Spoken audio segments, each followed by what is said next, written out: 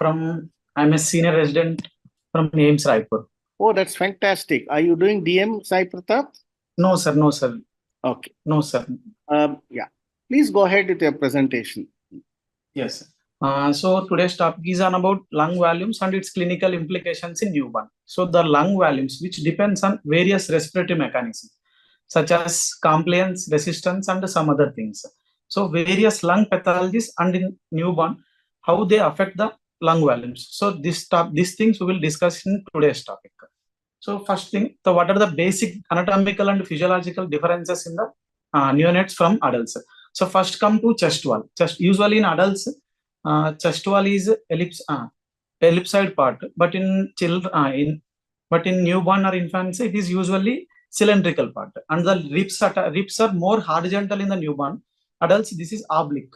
So these two things will lead to short area of intercostal muscle attachment, and this leads to very less amount of expansion of chest wall during the inspiratory time. And second thing, highly compliant chest wall. This leads to less amount of resistance during inflation, and less amount of resistance during the expiratory part, expiration also. Coming to the diaphragm, the insertion of diaphragm is more horizontal, and this leads to during the inspiratory part also, lower ribs will move inwards than outwards. Usually during the inspiratory part, the ribs will move to outwards, but due to this insertion of diaphragm horizontal, so the lower rib will move inward. And the muscle mass also very less during the newborn period, and the muscle fibers, which are type 1 fibers, are very less amount. So these are oxidative mechanism fibers. So these things will lead to very less during active inspiratory part, mainly during pathological disease part. So the diaphragm will help very less. And the lung part, neonates have very small amount of lung. This leads to low compliance and more resistance. Surfactant deficiency. Usually the more premature babies and term babies with meconium aspiration will lead to surfactant deficiency also. This also leads to collapse of the terminal alveoli predominantly. So these are the major basic differences between the newborn and adults part. So coming to the pressure operating during the respiratory part. So first thing, the chest wall has the tendency to move outward. The alveoli has tendency to move inwards. So these two pressures are opposite to each other. This leads to some amount of difference in these pressures, that is called intrapleural pressure. Whenever during that resting period, the chest wall moving inwards and chest wall moving outwards and alveoli moving inwards. This leads to, at the resting period, the intraalveolar pressure is intraalveolar pressure is almost equal to the atmospheric pressure. At that point, alveoli has just some amount of volume that is called as forced residual capacity. So that is main important thing in the newborn. Main important thing for the whole physiological process. This is the base at the rest. During inspiration part, intercostal muscle, diaphragm will contract and intercostal muscles also contract. This leads to chest expansion. This leads to the intrapleural pressure will become more negative. Example, atmospheric pressure will consider it as 0. The intrapleural pressure during inspiration at the start of inspiration becomes nearly -3 to -6. So this more amount of negative pressure causes alveoli open. So alveoli open means intraalveolar pressure is more negative comparative to atmospheric pressure. This leads to inflow of gas from the atmosphere into the alveoli. So this is inspiratory part. During expiration, diaphragm and intercostal muscle will relax and the chest wall will come back. This leads to intrapleural pressure from negative to it will become baseline like 0. So the alveoli will start collapse. This will cause expiration of air. So this is the whole inspiration part and expiration part. The main driving pressure during inspiration is the pressure difference between the intrapleural pressure and intrapleural pressure and atmospheric pressure. So that is transthoracic pressure. This is the main driving pressure during the inspiratory part. So predominantly inspiration is an active process, but expiration is a passive process generally. But during some pathological diseases, the expiration also will become active, but in newborn period, the chest wall is more compliant and the muscles are less amount of course. So these are all not supportive to expression completely. So the inspiration is also active, expression is also active, and the newborn has a more metabolism in the body. This leads to respiratory failure eventually if you won't support the respiratory part. Next slide. So these are the dynamics of breathing. So during inspiration, atmospheric pressure far more than alveolar pressure. So the air will go into the alveoli. But at the time of during the end of expiration, the alveoli pressure is more than the atmospheric pressure. So inspiration will complete and expiration will start. This leads to air will go out. Next slide. So coming to the springs of the respiratory system. Spring, whenever we stretch the spring, it will expand. But when we release the stretch, it will come back to its own position. So during the release of the pressure, it comes to its own state, own condition. So it is called as elastance.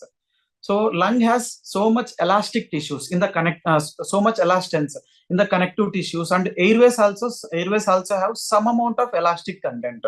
This leads to inward during the expiratory part, alveoli will come back, but the chest wall has elastic capacity has to recoil towards opposite to the alveoli. That means alveoli will collapse inwards, chest wall will recoil outwards. Next slide. So coming to the basic lung volumes in the newborn, these are all the whole lung volumes, but the important thing in it is FRC. FRC means at the quiet expression, after the quiet expression, the amount of air present in the lung, it is called FRC. So usually FRC means expiratory reserve volume plus residual volume. Next slide. So in this slide, the red line is closing capacity, and the expiratory reserve volume plus residual volume is forced residual capacity. So coming to the newborn, what is meaning of closed capacity? Closed capacity means the volume at which smaller airways will start to collapse. Smaller airways means terminal and distal, terminal and respiratory bronchioles. This will start collapse before the alveoli. So this is so the closing capacity means the volume at which smaller airways collapse. But the FRC means after the collapsing of the airways and alveoli, the minimum amount of volume present in the alveoli. So both are not equal. But in newborn period, the closing capacity is far more than FRC. That means smaller airways will collapse far before the alveoli. But in adult, closing capacity is lesser than forced residual capacity. That means alveoli will collapse first, then later on smaller airways. So that is the basic difference. So airways will collapse first, alveoli will collapse second. So that's why expiration is more difficult in the newborn period if the pathological disease is present. Next slide. So coming to the compliance. Compliance means it is exactly opposite to the elastance. Elastance means once we remove the distending pressure, the alveoli will the spring will come to normal position. That is called as elasticity. The opposite to elasticity is compliance. Compliance means if for example, during balloon inflation, we are giving some amount of pressure from outside. So inside the balloon, there is some amount of volume will fill. So this is exactly same. Compliance refers to the amount of volume will accommodate with some amount of pressure. So it is indirectly called as delta V by delta P. So compliance of lung and chest wall both are different. So chest wall compliance is far more than lung compliance in the newborn time. But chest wall plus lung compliance is very less compared to pure lung compliance. So here in the graph, the black line is vertical black line is chest wall compliance, and the red line is only lung compliance. The blue line is only total respiratory compliance. That means lung compliance plus chest wall compliance. In this, chest wall compliance is more than lung compliance, more than total respiratory compliance. So here in the black line, with some amount of pressure, the volume is increasing very much compared to in black line compared to red line. Red line, more amount of pressure is requiring to accommodate the same amount of volume. In blue line, the very more amount of pressure is requiring to accommodate the same amount of volume. So in compliance of lung also divided into two types: static compliance, dynamic compliance. Static compliance means simply without airflow, how much is the compliance in the lung? That is called static compliance. Dynamic compliance is along with lung compliance, lung compliance during the airflow. That is called dynamic compliance. Indirectly, static compliance will deal with only elastic tissues of the lung. But in dynamic compliance, it deals with both elasticity of the lung along with airway resistance also. So this is the basic difference. Next slide. Next slide. It is a static compliance curve. So this back. So this is the static compliance curve. In this, there are in the x-axis pressure, in y-axis volume. So coming to the curve. So initial part, even from the junction of x-axis to y-axis, even we are giving so much amount of pressure, the volume is increasing very less. But in middle part, with a small amount of pressure, there is rapid increase in the lung volume. But after some point of time, even with increasing the pressure also, but there is no increase in the volume. So these are three regions. First thing, for example, RDS lung, there is very less compliance due to surfactant deficiency. So even if we give initial expansion of lung is very difficult. So that's why in labor, in OT and delivery room only, we have to start CPAP. Why? Because if we won't start the CPAP, the lung will collapse. When we come to NICU after starting of CPAP, initially it requires very high amount of PEEP. But if once we will start the CPAP, delivery room CPAP, then our lung will get some amount of PEEP. So it will prevent the collapse of the alveoli. So we will reach the second region of the curve. So where the ideal equilibrium. So where the minimal amount of pressure will need to increase the maximum amount of volume of the lung. So that's why the A point is atelectatic lung, B point is ideal equilibrium tidal volume, and C point is over expansion of lung. C point, where in meconium aspiration syndrome, due to airway resistance, like meconium plug will obstruct the airways. This leads to expiratory part is very difficult, air trapping, and the lung alveoli is over expanded. Even that time, if you will give even PIP like 20, 25 also, the volume of tidal volume won't increase very much. So the whole concept of this slide is to maintain the lung in B zone, the ideal zone. So that is important thing. Next slide. So coming to resistance. So resistance means some amount of obstruction to the airway, airflow. This is called resistance. In lung, two types of resistance are present. So viscous resistance and airway resistance. Viscous resistance means the resistance offered by the connective tissues of the lung. Airway resistance due to smooth muscle contraction and mucous membrane and some amount of secretions in the airways. These things will lead to airway resistance. In newborn period, the airway resistance is almost to 60 to 80%. Some books it mentioned as 60%, and some books nearly mentioned as 80% also. But in viscous resistance, 40% only. The elastic component of the lung tissue causes viscous. This is 40% only. So next slide. So coming to the resistance, the Ohm's law, V is equal to IR. The same thing, from that law, the derived resistance is pressure by volume. So at the same time, coming to the Paisal's law, though the amount of pressure given is equal directly proportional to viscosity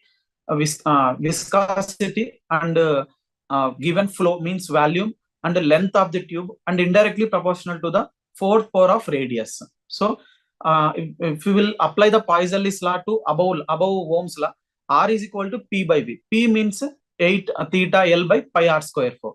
So the resistance is directly proportional to the length and directly proportional to the flow, indirectly proportional to the fourth power of radius.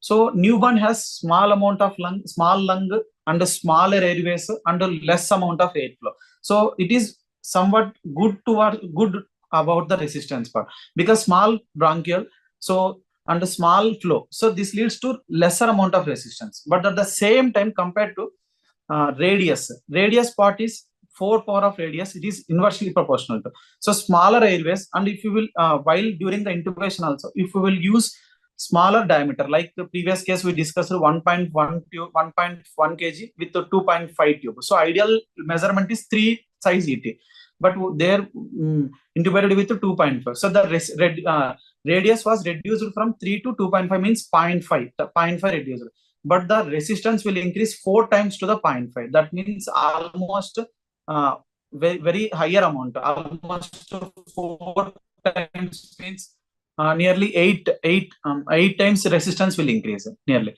So that is, the resistance is directly proportional to length, viscosity, airflow, and inversely proportional to 4 power of radius. So next slide. So factors determining resistance. So first, resistance has flow characteristics. Coming to flow characteristics, there are 2 types of flow: laminar flow and turbulent flow dynamics.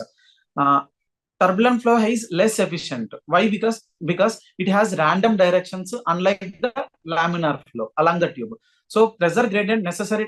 Laminar flow, whenever compared to laminar turbulent flow, so much pressure required compared to laminar flow. So how we will decide laminar flow and turbulent flow means through Reynolds number. Reynolds number is same thing, which is if Reynolds number is depends on tube radius, velocity of the flow, and density and viscosity. It is Reynolds number indirectly proportional to viscosity and directly proportional to remaining 3: radius, velocity, and density. If Reynolds number is more than 2000, so the flow is likely turbulent flow. So if more turbulent flow, more amount of pressure required to move the air. Coming to laminar flow, same applying Poiseuille's law, directly proportional to length, viscosity, and inversely proportional to radius. SaiPrathap, you'll have to cut short now. Just briefly you talk, because next few slides, okay? Right, yes, we have to have some time for discussion. Yes, sir. Next slide.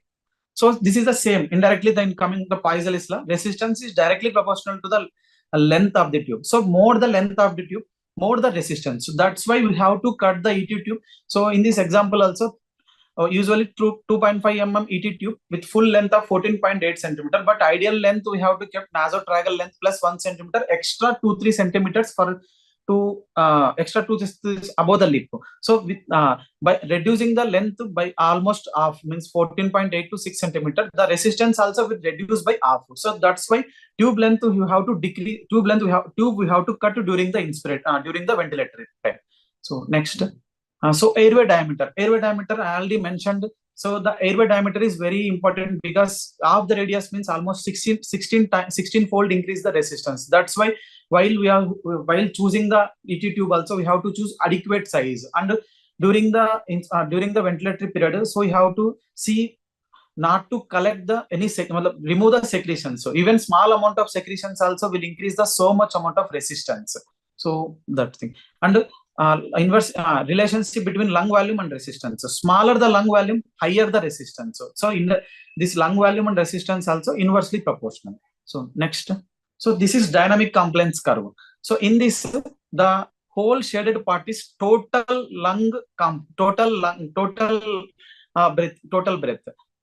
work of breathing. But in this ABCA, which is ABCA part is the work of breathing against the elastic component of the lung. ACEA is a work of breathing against the elastic resistance. ABCA is a frictional resistance during inspiratory part. The ACEA is a whole expiratory part. ABCA is a inspiratory part. So the coming to ABCEA is a whole total work of breathing in one breath. So next. So coming to the time constant. One time constant means how much amount of time will required to inflate and or deflate. So one inflation time and one deflation time. So time constant is equal to compliance into resistance. So time compliance, if compliance resistance increases, time constant increases. If compliance resistance decreases, time constant decreases. Like in newborn period, the compliance is 0.005 liter per centimeter of water. Resistance is 30 centimeter water per liter per second. So one time constant is 0.15 second. So next slide. So here is the curve. with one constant, but with one time constant, only 63% of lung only will 63% of alveoli only inflate. With two time constant, 86% alveoli will inflate. With three time constant, nearly 95% of the lung will completely inflate. So while we are setting the inspiratory time, expiratory time, at least we have to set three time constants. So next slide. So here in the left side part, so first image is normal lung. So usually expiratory time is more than inspiratory time, because expiratory is passive process and airway resistance more during the expiratory time. So that's why we usually have to set to more expiratory time than inspiratory time. Second is example like RDS lung. RDS has low compliance lung. So that means compliance decreases, but resistance nearby same only. So with time constant will decrease, because compliance decrease directly proportional. Time constant is directly proportional to compliance and resistance. So compliance decreases, time constant also decreases. That's why we have to set the respiratory time also lesser amount. In meconium aspiration syndrome, due to airway obstruction, resistance is very high. So due to higher resistance, time constant also will increase. So more respiratory time needed. That's why in RDS part, time constant low, respiratory time is low, so more respiratory rate is higher. In meconium aspiration syndrome, respiratory resistance is higher, time constant is higher, so respiratory rate is lower. So these basic things we have to keep in mind while setting the ventilatory settings during these disorders. Next. So here, in normal lung, the time constant is 0.10. But in RDS part, due to low compliance, the time constant is 0.02 seconds only. So this leads, we have to set a higher respiratory, and we will accept the higher respiratory during the initial time also. But in meconium aspiration syndrome, resistance is very high. So that leads to time constant is very high. So respiratory time also very high. So this leads to lesser amount of respiratory during meconium aspiration syndrome. Next. So here also same thing only. Next. So final thing, the left side curve, the first one is normal newborn lung, and down curve is RDS lung curve.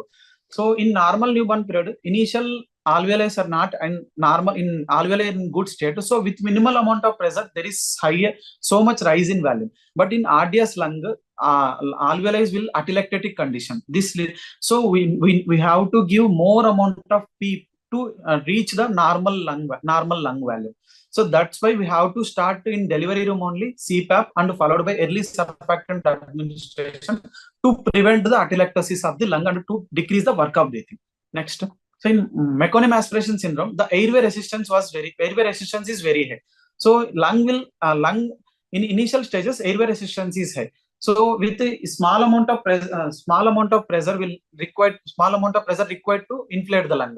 But after some point of time, due to air trapping, the alveoli will reach its maximum amount of expansion. So after that, if you will give more amount of pressure also, there is no increase in the lung volume. Then pressure volume loops showing beaking, which we saw in previous presentation.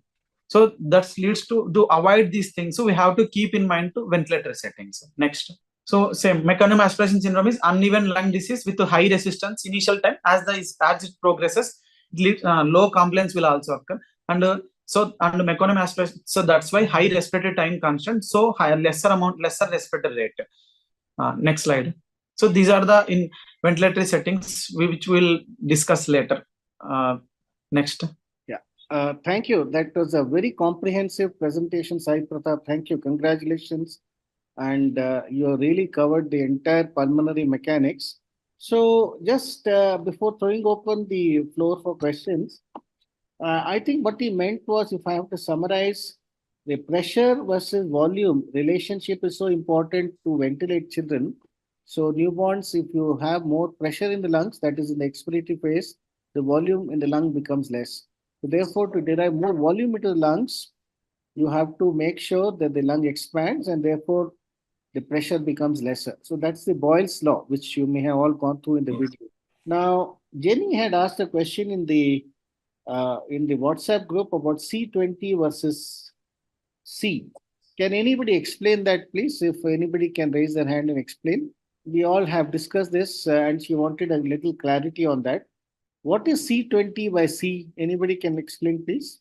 C20 is the last part of the lung compliance curve, and which is low. C20 is low and divided by the total compliance. So if it Yes. is less than 0.8, that means beaking is occurred. That means we have to decrease the PIP, because C20 is the last part of the compliance which is low. Absolutely. The last 20% of the respiratory cycle, in the inspiratory respiratory cycle, you're looking at the compliance in the last 20%. And that compliance divided by the total compliance, total dynamic compliance. And if it is less than 0.8, as is indicated in the beaking scene, it indicates that you're probably over-distending the lung and you need to bring down the ventilation so that the risk of ventilator-induced lung injury becomes lesser. So, Jenny, I hope that answers your question. Have you got any further clarifications you need on this? Okay. Anyway, now the most other important thing which Sai Pratap kept definitely pointing out towards is the resistance. See, as you saw the previous presentation in a small preterm, invariably the endotracheal tube, if you use even the correct size, it's only about 6 to 7 centimeters is really required to be inside from the tip of the lip into the trachea at the mid-tracheal position. So the rest of the endotracheal tube, almost half of the rest of the size, is actually going to contribute a lot to the dead space, and you may not be ventilating babies adequately. Even if you set a target tidal volume, the tidal volume will not necessarily get delivered because there will be so much of anatomical dead space. So you need to definitely cut the endotracheal tube, one to deliver the correct amount of tidal volume and also to prevent the resistance. Most of us would have understood that most of the resistance to the ventilation is in the respiratory tract, basically the airway, both in terms of the external airway, which is artificial airway, as well as the baby's own respiratory tract. This contributes to almost 55 to 60% of the resistance. And another maybe 20% is in the terminal bronchioles, maybe, but only about 25 to 20% is in the lungs. So the resistance is mostly in the airway. So the thinner the tube you use, it's like breathing through a straw. As you can see in some of the illustrations in the video, if you breathe heavily out into a straw, if it's a very thin straw, you need to use more pressure to do that. And to be able to inflate a balloon, if the tube is very small, you will take more pressure to do that. That's what was the principle of the resistance which was trying to explain. So the resistance basically depends upon the pressure with which you put pressure into the tube, and also it depends a lot on the viscosity of any secretions or something present in the tube. So if there's more viscosity, the pressure you need to deliver becomes higher. And of course, pressure is indirectly proportional to the square of the radius of the tube. So the thinner the tube, you may imagine that if you, that's why she had to re-intubate, because the tube was probably thinner and she had to re-intubate with a larger size tube. So you have to make sure that the resistance is appropriately managed by using adequate pressure, making sure the secretions are not blocking the airway, and also making sure that the endotracheal tube size which you select is correct for that baby's weight and gestation. So that is just the kind of synopsis of the resistance. Compliance is, I think, another thing all of you have now understood with all the pressure volume loops. You all very well understood the concept of compliance, the lung compliance being so less in a preterm, especially the chest compliance also being so less. Initially, when you ventilate, you may find that the lung is flopping up and down. So you need to be very, very careful that the chest wall rise is very good. But then if you use volume targeted ventilation, you may not have to worry about the need to regulate or modulate the pressures which you need to do. Anyway, we'll come to that in the later sessions. So compliance, most of you have understood. Now, the other concept is a time constant. Can anybody explain to me what is time constant? Anybody, please? Sai Pratap explained it well, but anybody else can mention anybody? Can somebody unmute themselves? Dr. Rangnath, can you do that? Or maybe Dr. Netra? Okay, Shifali, please do that. Can sir, time constant is the how fast the baby can inhale and exhale in the time. So one time constant is indicates the 63% volume, and three time constant, if we reach it, it is 95%, sir. So we set the expiration time at three times constant, sir. Okay. It See, is the time required for inflation up to 63% of the final volume, sir. With a one time constant, it will be like lungs to inflate about 63% of the total volume. So if requires around three time constant, as doctor said earlier. no, you're absolutely right. Both of you are correct. Actually, but the fundamental principle is you are trying to introduce air into the lungs, basically with a certain pressure at, let's say, the tip of the lips. Now, you want that air and oxygen mixture to go along the lungs all through to every smallest part of the lung and come back with the expired air. This whole time which takes, that is called the time constant. Now, just imagine the lung is very stiff. Therefore, because of RDS and hyaline membrane disease, the air circulation inside is not happening. So the time constant becomes very small. The air just goes, is not able to, it meets with a lot of resistance and comes out. So the time constant in RDS becomes lesser. Whereas, for example, in meconium aspiration, there's a lot of airway uh, partial blockade, and therefore there's a lot of opening up of alveolar air distension occurs, over distension occurs. So it takes longer time for that air to come back and equalize with the proximal airway pressure. So therefore, the time constant you need to give in meconium becomes larger. So this is the only concept. And both of you have correctly answered that it takes about one time constant is about 63% of the air, and about three time constants are required to completely go all around. And close to about 98% of the air goes and comes out. So you need about three time constants to set the inspiratory time, which equals to about, each time constant is about 0.15 seconds. The three time constants will be about 0.45 seconds. And that should be the inspiratory time you need to set in babies for especially respiratory distress syndrome. You need to do that. And in bronchopulmonary dysplasias, of course, you need some longer time constants. We'll discuss that in that discussion about the BPD. So I think with this, we have probably addressed most of the issues on pulmonary mechanics. Any questions are most welcome. Anybody wants to comment or make any questions? Yes, Deepika has said, is there any measurement how much to cut the tube? See, Deepika, really not. The measurements are only related to how much to place the endotracheal tube inside. But essentially, beyond the tube, after the tube has come out of the mouth, maybe 1 inch is what we usually say. 1 inch should be okay. Beyond 1 inch, don't keep the tube.